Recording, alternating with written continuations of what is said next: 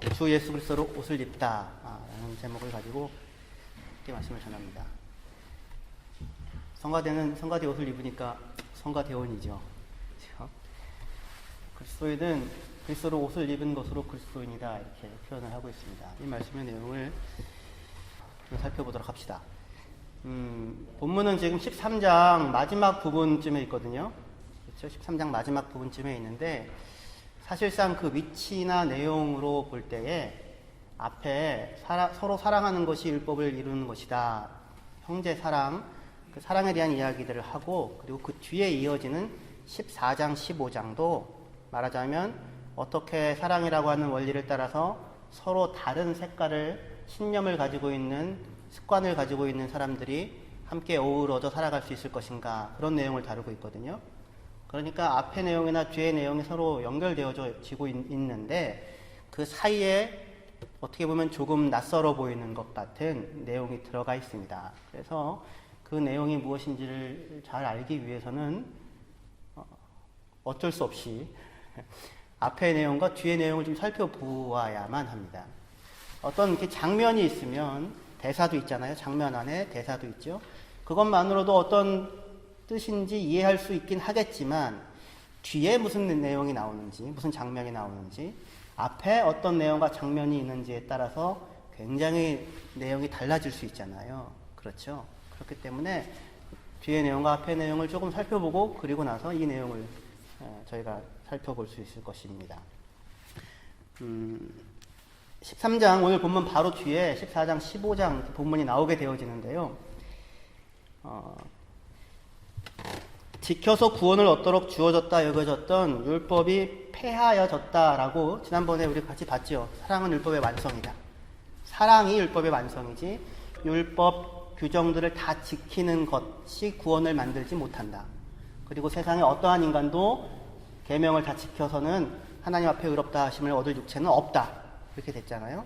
그래서 훨씬 큰 덩어리가 주어진 겁니다. 세세하게 예를 들어서 먹는 문제 같으면 이건 먹어도 되고 이건 안 먹어도 된다 이렇게 율법에 규정이 되어져 있잖아요. 그러면은 그렇게 세밀한 규정이 주어지면 어떻게 하면 돼요? 그냥 그렇게 하면 되는 거죠. 힘들어서 그렇지 그냥 그렇게 하면 되죠. 그런데 좀 큰 덩어리로 그 계명이 주어진 겁니다. 사랑으로 살아라 이렇게요. 너희가 먹든지 마시든지 무엇을 하든지 다 그리스도의 영광을 위하여서 하라. 이런 형태로 큰 덩어리로 주어져 있습니다.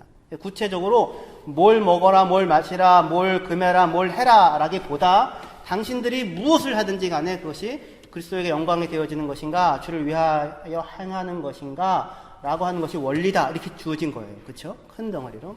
근데 그렇게 주어지자 무슨 문제가 생겼냐면 그러면 무엇을 하는 것이 구체적으로 어떻게 행동하는 것이 참으로 그리스도에게 영광이 되어지겠는가 라고 하는 이제 세부적인 물음이 있지 않겠습니까? 그래서 대답은 뭐예요? 익숙하게 해오던 것이 정답이다 이렇게 된 거죠. 유대인들은 그냥 늘 율법 지켜왔으니까 이게 정답인 거고 이방인들은 그런 건 모르고 살아왔으니까 또 나름 그게 정답인 거고 이렇게 되지 않습니까? 그래서 옳다고 여기는 어떤 기준이 다른 거예요. 왜 그런지는 잘 모르겠어요.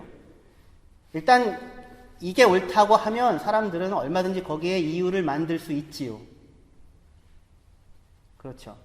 어떤 실험을 했는데요. 3,000원짜리 커피랑 6,000원짜리 커피를 놓고 이게 3,000원짜리입니다. 이건 6,000원짜리입니다. 사람들에게 그것만 알려주고는 어느 커피가 더 고급스럽고 맛있는가 일종의 블라인드를 한 겁니다. 실제로는 두 커피가 다 똑같은 거예요.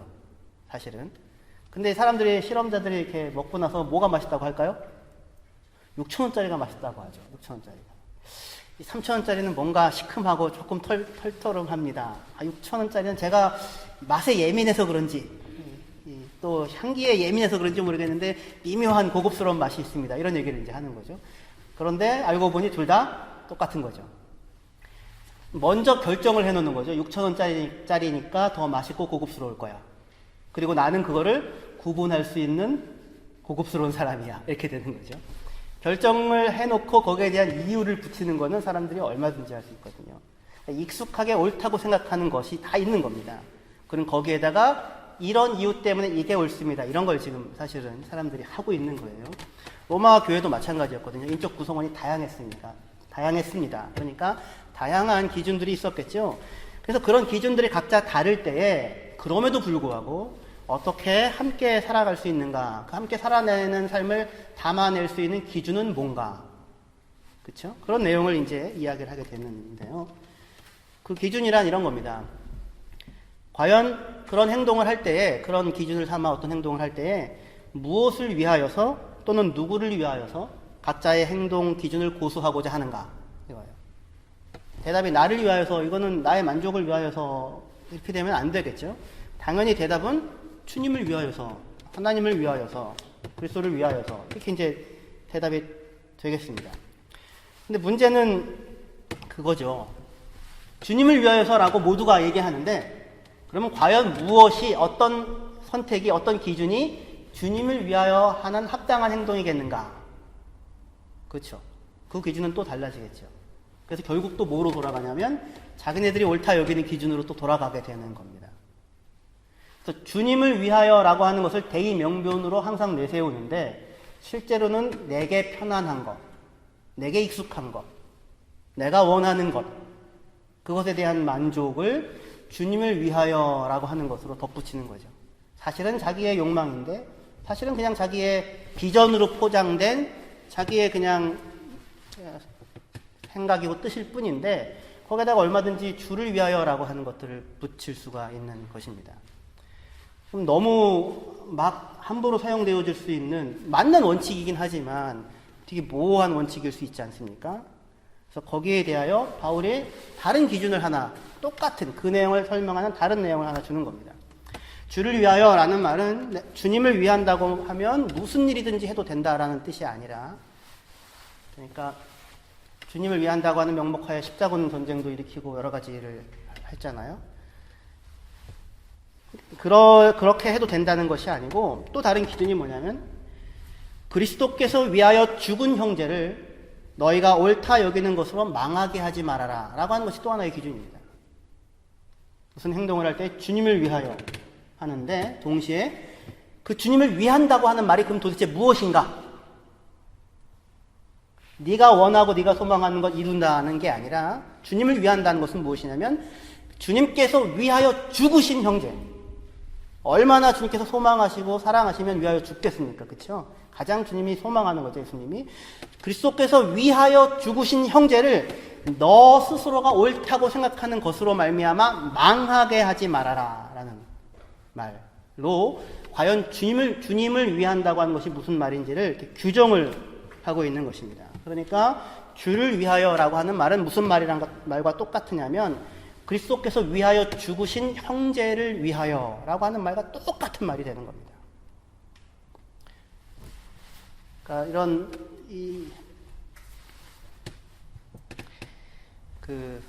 자기의 신념을 관철하기 위하여 종교적인 명분으로 누구의 어떤 신의 요구를 따르기 위하여 누군가를 해치고 폭력을 가하는 사람들이 사실상 속마음에 갖고 있는 생각은 뭐예요?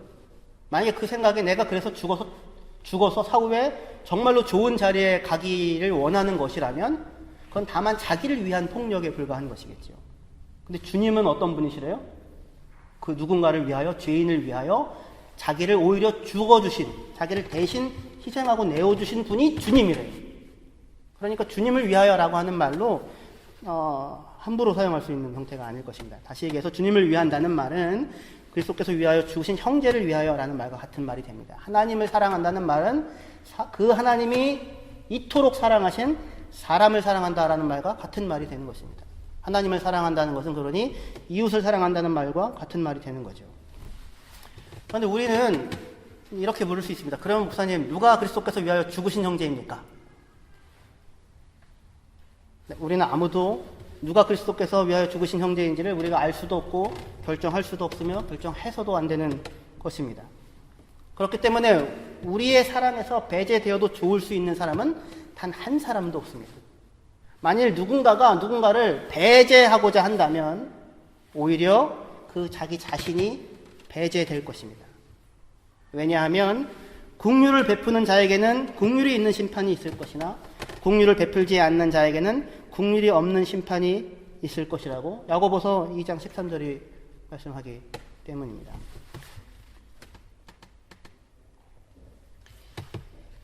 수가성 여인이나 아니면 세리 삭개오를 볼 때 당시의 사람들이 그리스도께서 그들을 위하여 죽어준 존재다라고 생각을 했을까요? 전혀 그렇지 않았을 것입니다. 수가성 여인은 결혼을 5번이나 실패한 여자이고 물들어 떼약볕이 내릴 때는 12시에 물동이를 이고 혼자서 물을 뜰어 갈 만큼 사람들의 눈이 무서웠던 여자였습니다. 아무도 그 여자 안에 하나님을 향한 사랑이나 영혼을 향한 갈망이 있을 것이라고는 아무도 생각하지 않았고 본인도 몰랐을 것입니다.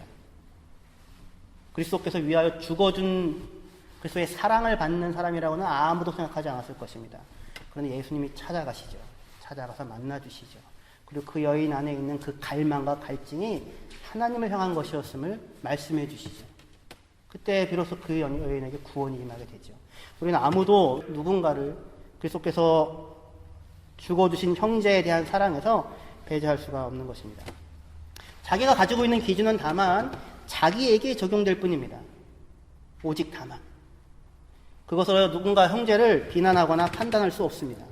그것은 같이 종된 우리의 몫이 아니라 그를 세운 주인의 몫입니다. 스스로 옳다 여기고 있는 기준으로 비판하고 검증할 수 있는 유일한 대상은 자기 자신일 뿐입니다. 그리고 그 스스로 옳다 여기고 있는 기준으로 스스로를 정죄하지 않을 수만 있다면 그는 참으로 복이 있는 사람이다. 그렇게 바울이 로마서가 얘기합니다. 그런데 여러분들 스스로가 옳다고 여기는 기준으로 여러분은 합격점을 받으실 수 있겠습니까? 그러니까 국률을 구하게 되고 겸손하게 되지 않을 수 없을 것입니다. 굉장히 복잡한 사실은 내용이 얽히고 설킨 내용이 있는데 이런 내용은 앞으로 14장 15장을 하면서 이제 차근차근 다뤄갈 것입니다.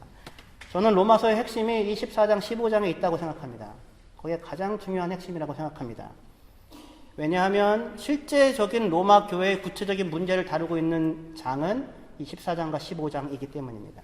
앞의 내용은 다 일반적인 어느 교회나 해당되어지는 타당한 내용입니다.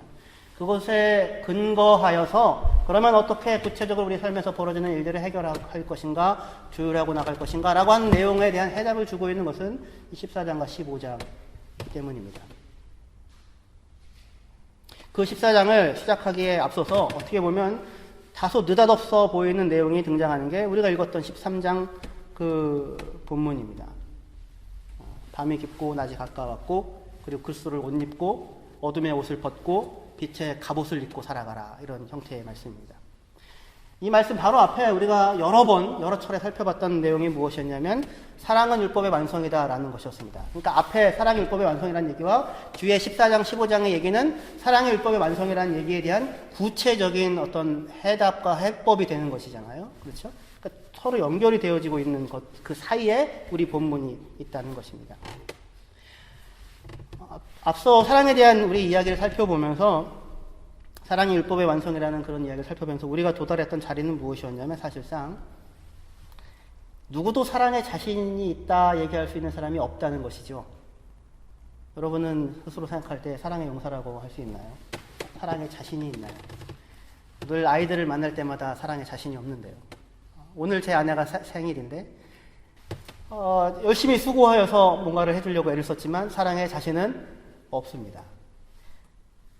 가장 사랑한다고 쉽게 얘기할 수 있는 사람에 대하여서도 그런데요.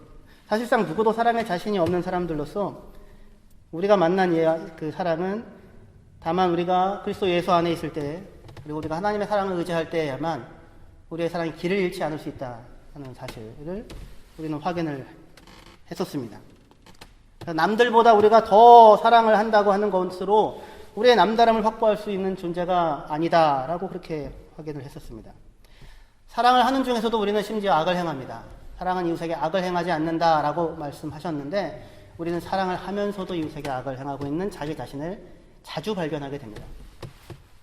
그리고 우리의 선에 대한 추구조차 우리는 선을 추구한다고 하는데 너무나도 자주 누군가에 대한 폭력이 되어질 수 있음을 우리는 또한 확인을 합니다. 그래야 율법의 행위로 의롭다 여김을 받을 수 없는 나라는 사람에 대한 그 인정을 하고 있는 것이야말로 오히려 우리와 동일한 처지에 놓여 있는 누군가를 같은 마음으로 사랑할 수 있는 출발점에 설 수 있게 된다는 것이고, 그리스도인은 그런 의미에서 이제 사랑을 시작할 수 있는 자리에 서게 되었다. 그렇게 이야기할 수 있습니다. 우리가 갖는 사랑이, 우리가 하고 있는 사랑이 진정한 사랑일 수 있으려면 우리는 보다 큰 것에 연결되어져 있어야 합니다. 작은 부분에만 있다면 사랑은 보이지 않을 것입니다. 훨씬 더 큰 그림 속에 연결되어져 있어야 합니다.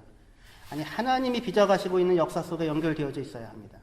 하나님이 사랑하시는 그 사랑에 내 자리가 어느 자리쯤에 있는지를 확인할 수 있어야만, 내 뜻을 이루는 것이 아니라 하나님의 뜻을, 모든 족속에게 복을 주시고자 하시는 하나님의 뜻에 연결되어지고 거기에 인정하고 복종할 수 있을 때야만 우리의 사랑은 참된 사랑이 되어질 수 있는 것입니다.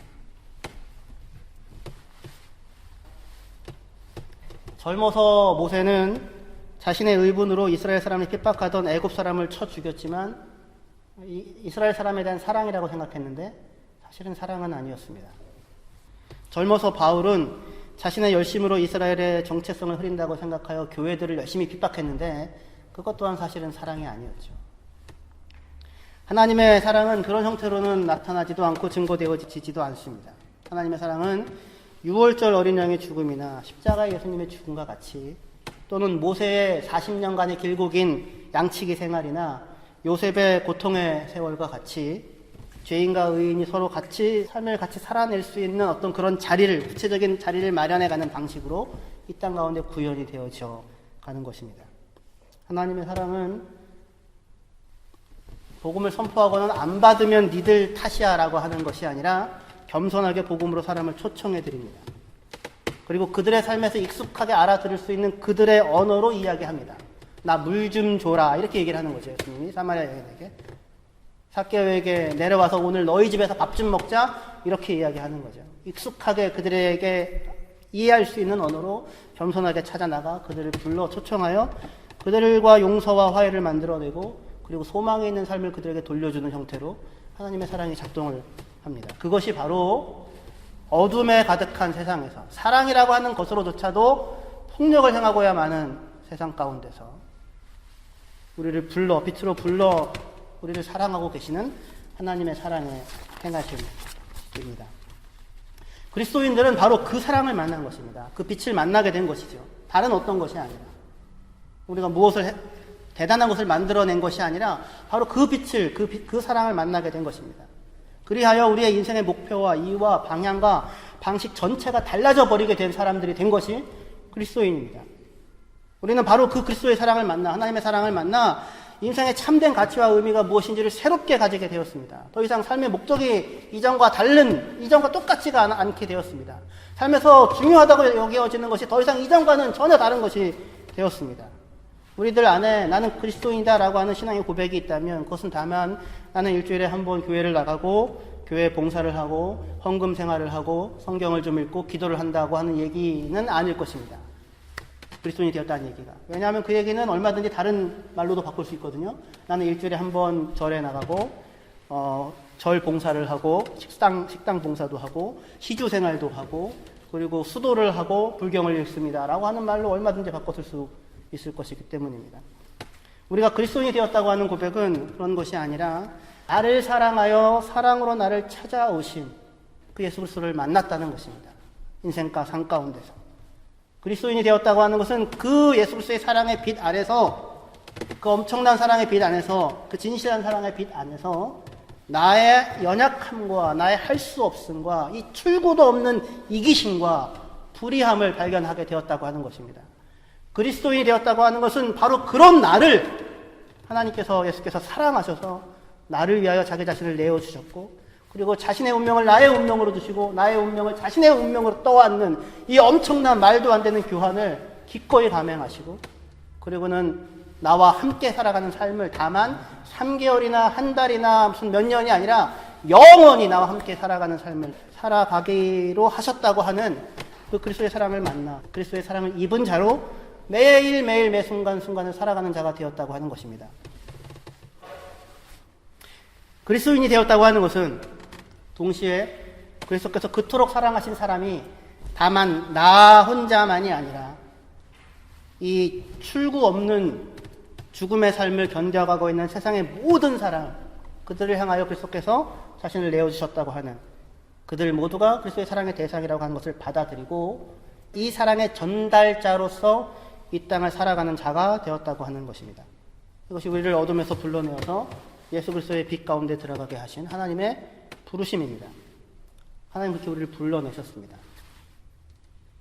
하나님께서 우리를 사랑하여서 우리를 구원내시고 우리를 불러내신 것은 다만 이전의 삶 그대로 내버려 두기 위해서는 아닙니다. 그 모습 그대로 비춰주고 너희는 이렇게 더럽지만 나는 사랑해, 그 사실을 잊지 마, 아닙니다. 그것이 아니라 어두운 가운데서 어디로 불러냅니까? 빛으로 불러내어서 그의 기이한 밑에 들어가게 하신 자의 아름다운 덕을 선전하게 하려 하심이라, 그렇게 성경이 말씀합니다. 거기서 건져내어 변화를 받아 새로운 삶을 사는 자리로 우리를 세우고자 하시는 것입니다. 물론 우리는 그리스도 안에서, 그 사랑 안에서 여전히 우리 안에 어둠이 남아있다는 사실을 확인하게 됩니다. 충분히 확인해야 합니다. 충분히 확인해야 합니다. 천사인 것처럼 하지 말라고 제가 여러 번 말씀드렸죠. 충분히 우리 안에 그것이 있습니다. 사랑을 향하면서도 악이 나오니까요. 하지만 그것을 묵상한다고, 그 어둠을 묵상한다고 거기에서 구원이 나오는 것은 아닙니다. 어둠을 묵상하면 아무리 묵상한다고 해서 구원이 나오는 것이 아니라 다만 분노가 나오고 실망이 나오고 좌절이 나오고 아무 답이 없습니다. 우리의 모습을 잘 알아야 하지만 우리는 우리의 빛 대신 예수 그리스도 앞에, 우리를 사랑하시는 하나님 앞에 찾아 나가야 합니다. 그분 앞에 섰을 때 우리의 길어진 그림자를 볼 수 있게 되긴 하겠지만 우리의 어둠을 물리치고 그리고 빛 가운데 살아가게 하신 그 주님과 더불어서 우리의 삶을 살아갈 수 있다라고 하는 것이 성경의 말씀입니다. 그 내용을 지금까지 한 설명을 배경으로 하여 우리의 본문을 같이 한번 읽어보겠습니다. 로마서 13장 11절에서 14절까지의 말씀입니다. 같이 읽겠습니다. 시작. 또한 너희가 이 시기를 알거니와 자다가 깰 때가 벌써 되었으니 이는 이제 우리의 구원이 처음 믿을 때보다 가까웠음이라. 밤이 깊고 낮이 가까웠으니 그러므로 우리가 어둠의 일을 벗고 빛의 갑옷을 입자. 낮에와 같이 단정히 행하고 방탕하거나 술 취하지 말며 음란하거나 호색하지 말며 다투거나 시기하지 말고 오직 주 예수 그리스도로 옷 입고 정욕을 위하여 육신의 일을 도모하지 말라. 윤리적인 권면처럼 보이지만 사실은 그렇지 않습니다. 이 말씀은 너희는 존재가 달라졌기 때문에 다른 사람으로 살아야 한다라는 뜻입니다. 11절에 자다가 깰 때가 이미 되었다고 하죠. 근데 그 깬다는 말이 이렇게 자다가 깨어난다는, 눈 떴다는 뜻이 아니고요. 일으켜졌다라는 말입니다. 일으켜졌다. 하나님께서 예수 그리스도를 죽음에서 일으키셨다. 부활시키셨다. 이런 말과 같은 말입니다. 그러니까 자다가 깰 때가 되었다는 것은 죽어 있었던 너희를 그리스도께서, 하나님께서 성령으로 말미암아 살리셨다라고 하는 것입니다. 그러니까 새로운 생명이 시작되었다, 이런 뜻입니다. 새로운 생명을 만들어내라가 아니고 수동태예요. 나아진 겁니다. 새로운 생명이 시작되었습니다. 정신 차리고 살자라는 얘기만을 하는 게 아니고 열심을 내고 의지를 다져서 이것을 이루고야 말자, 할 수 있다 하면 된다, 그래 해보자, 그런 구호가 아니라, 그런 구호로 주어지는 것이 아니라 자고 있는, 죽어 있는 사람을 하나님께서 살려내신 것입니다. 일으켜 세우신 것이라고요. 새로운 생명이 시작되었습니다. 예수 안에서 새로운 생명을 얻어서 이제 그 생명을 가지고 이 땅을 살아갈 수 있게 되었다고 하는 것입니다. 그리스도인의 삶에 대한 전망이 그래서 뭐예요? 무덤이 아니라 영생이죠. 영생. 전에 아담에 속한 이 몸이죠. 아담에 속한, 아담이라는 것은 사람이라는 뜻입니까? 모든 사람이 입고 있는 이 아담에 속한 육신을 입고 사는 동안에는 죽음이 마지막 도착 지점이었잖아요. 그렇죠. 죽음이 마지막 도착 지점이었다고요. 어떻게 가든지 간에 결국 마지막에 도착하는 자리는 죽음이죠.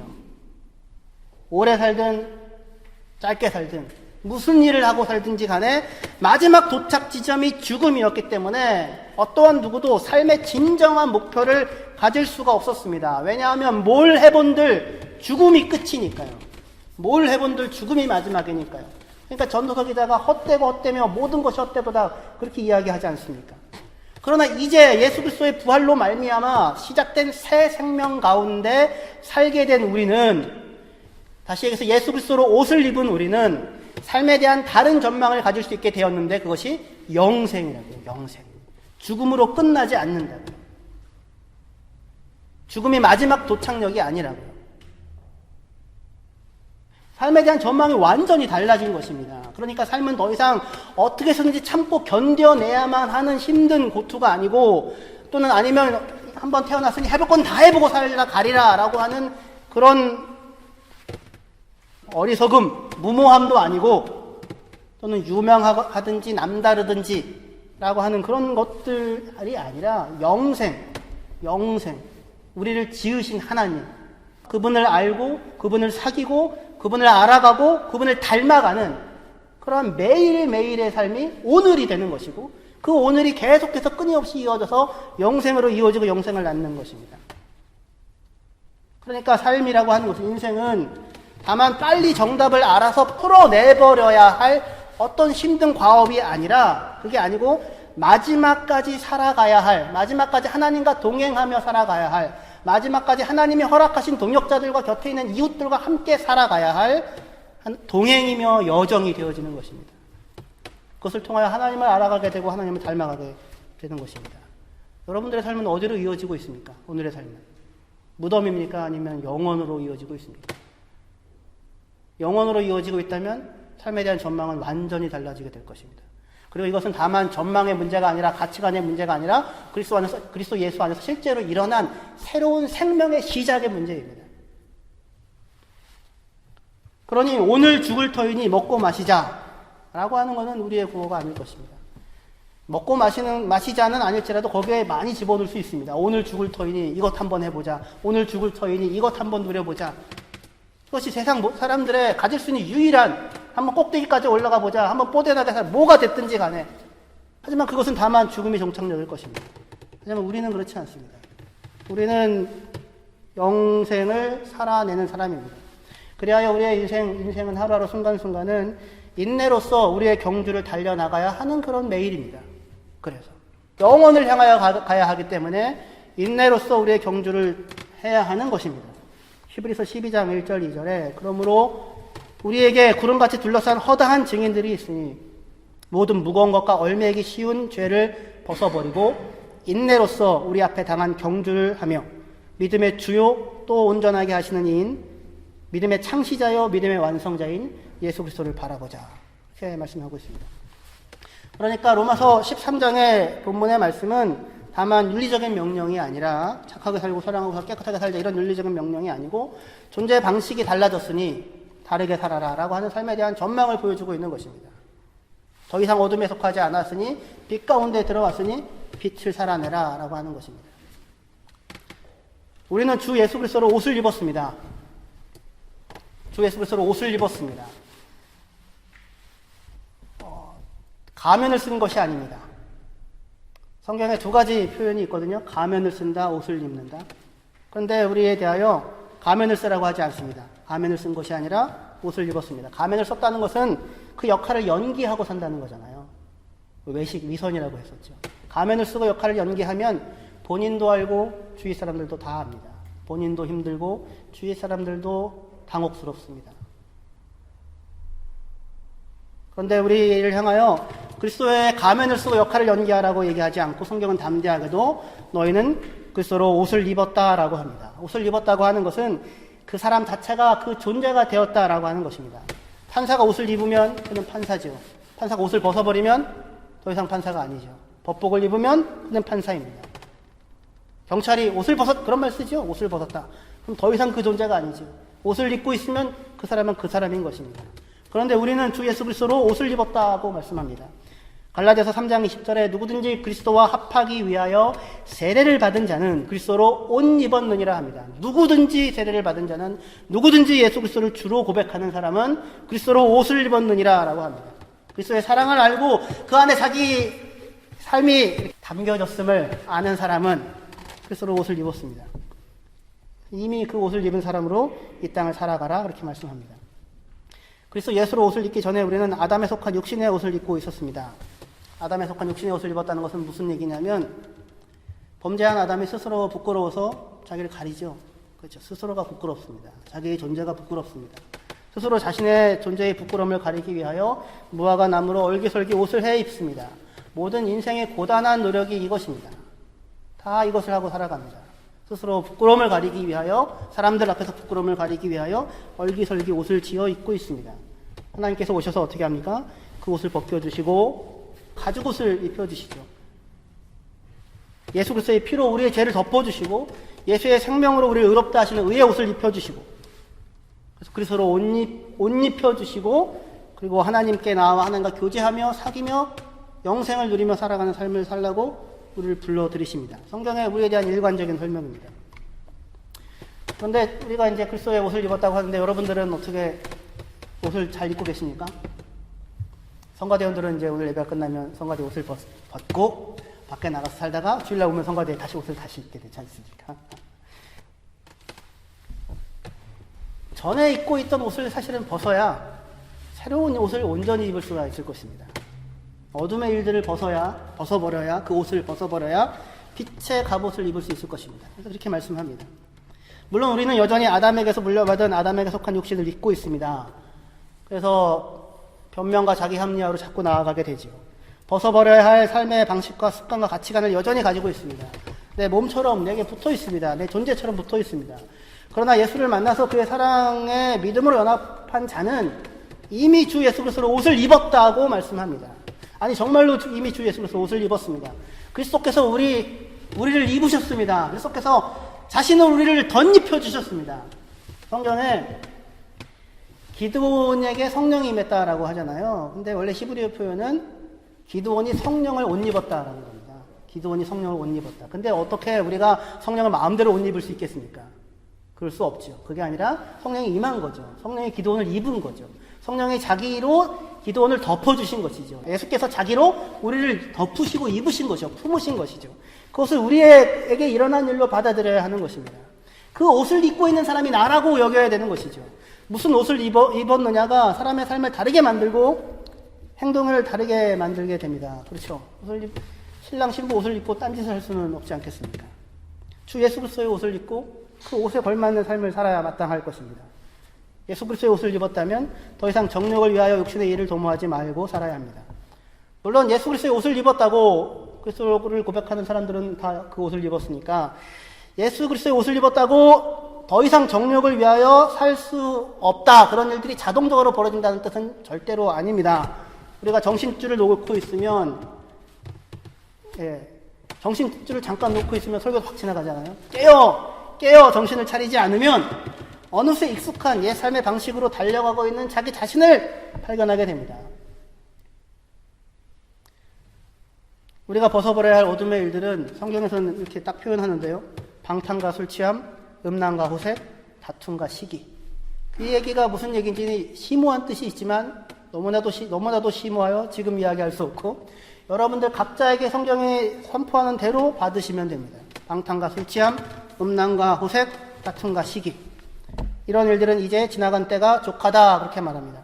충분히 할 만큼 다 해보았고 그리고 거기에서 어떠한 유익도 나오지 않음을 너무나도 잘 알고 있는 것들입니다.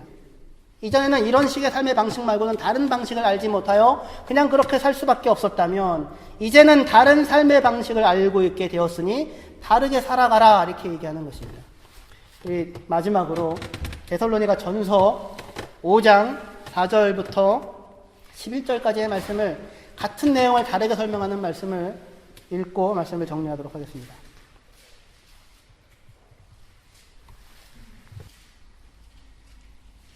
데살로니가 전서 5장 4절에서 11절까지의 말씀입니다.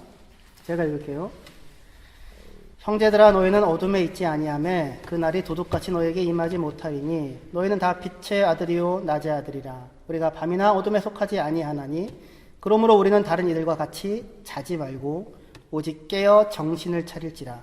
자는 자들은 밤에 자고 취하는 자들은 밤에 취하되 우리는 낮에 속하였으니 정신을 차리고 믿음과 사랑의 호심경을 가슴 갑옷을 붙이고 구원의 소망의 투구를 쓰자. 하나님이 우리를 세우심은 노하심에 이르게 하심이 아니요 오직 우리 주 예수 그리스도로 말미암아 구원을 받게 하심이라. 예수께서 우리를 위하여 죽으사 우리로 하여금 깨어있든지 자든지 자기와 함께 살게 하려 하셨느니라. 그러므로 피차 권면하고 서로 덕을 세우기를 너희가 한 것 같이 하라. 이렇게 말씀합니다. 데살로니가 교회 성도들이 빛의 아들, 낮의 아들이라고 불려집니다. 그 이유는 그들이 깨끗하고 양심적으로 살았기 때문이 아니라, 물론 그렇게 살았을 것입니다. 믿음의 역사와 사랑의 소구와 소망이 인내가 있는 교회입니다. 물론 그렇게 살았겠지만 그렇기 때문에 빛의 아들, 낮의 아들이라고 불리는 것이 아니고 그리스도 예수께서 그들을 위하여 죽어주셨기 때문입니다. 그리스도 예수께서 그들을 사랑하여 죽어주신 형제들이 그들이기 때문입니다. 그래서 그들이 그리스도 예수와 함께 살아가는 사람들이 되었습니다. 그리스도 예수께서 그들과 함께 살아가는 자들이 그들이 되었습니다. 다시 얘기해서 그리스도 예수로 옷을 입은 사람들이 되었습니다. 하지만 그렇게 그리스도 예수로 옷을 입은 사람들로서 당연히 마땅히 그들은 깨어 정신을 차리고 믿음과 사랑과 소망으로 이 땅을 살아가야 하는 것입니다. 그렇게 얘기하죠. 다른 무슨 대단한 것처럼 보이는 걸 얘기하는 게 아니고 진정으로 대단한 믿음과 사랑과 소망으로 살아가라고 이렇게 이야기를 합니다. 믿음과 소망과 사랑은 있어도 좋고 없어도 괜찮은 그런 것이 아니고 없어서는 안 되는 필수적인 것이라고 합니다. 믿음과 사랑은 가슴을 보호하는 갑옷이고 소망은 머리에 쓰는 투구라고 합니다. 그 믿음과 사랑과 소망을 그리스도로 옷 입는 그리스도와의 사귐을 통하여 우리는 공급받을 수 있습니다. 동시에 11절에 나오는 말씀처럼 그러므로 피차 권면하고 서로 덕을 세우기를 너희가 하는 것 같이 하라라고 합니다. 피차 권면하라 합니다. 피차 서로 권면하라.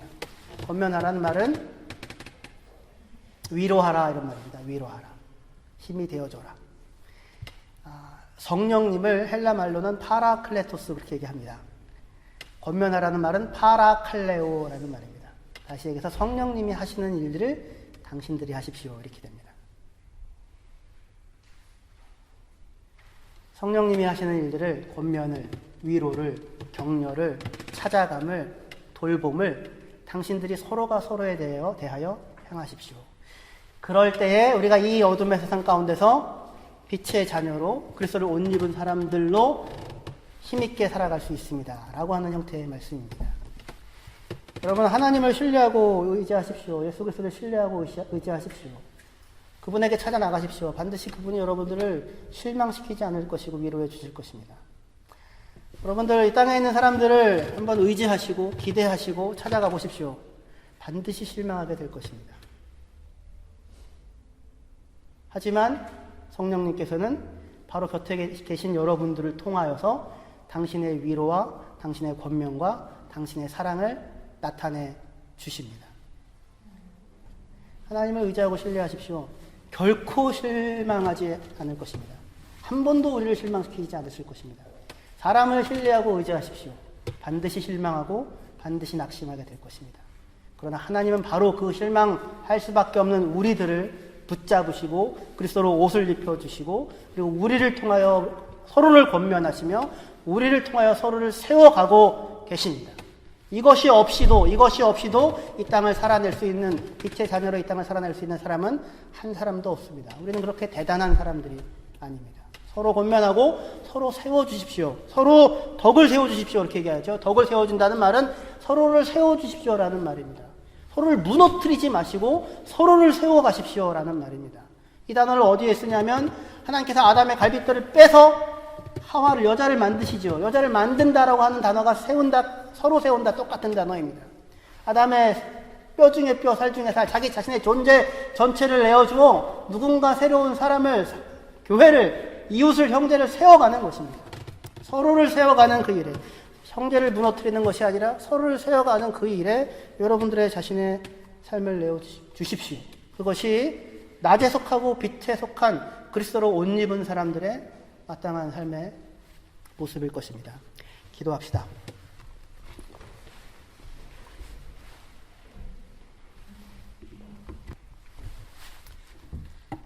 하나님 아버지, 은혜와 사랑을 감사합니다.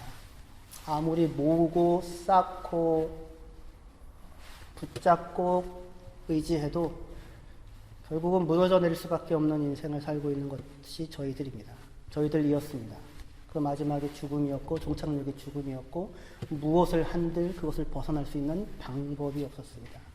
그런데 그러한 우리의 인생 가운데 주님 찾아오셔서 우리를 위하여 당신의 생명을 내어주시고 우리를 살게 하시고 영생을 소망하게 하시고 하나님과 사귐이 있게 하시고 그리스도로 옷 입게 하시고 어둠이 아니라 빛에 속한 사람으로 믿음과 소망과 사랑으로 서로를 위로하고 격려하고 세워주는 사람들로 이 땅에 단지 한순간이 아니라 영혼을 살아낼 수 있게 하시니 감사합니다. 이 부름에, 이 영광스러운 부름에 굳건히 서서 그리스도를 옷 입은 그리스도의 사람으로 이 땅을 살아나가는 저희들 되어지게 하여 주시옵소서. 예수님의 이름으로 기도합니다.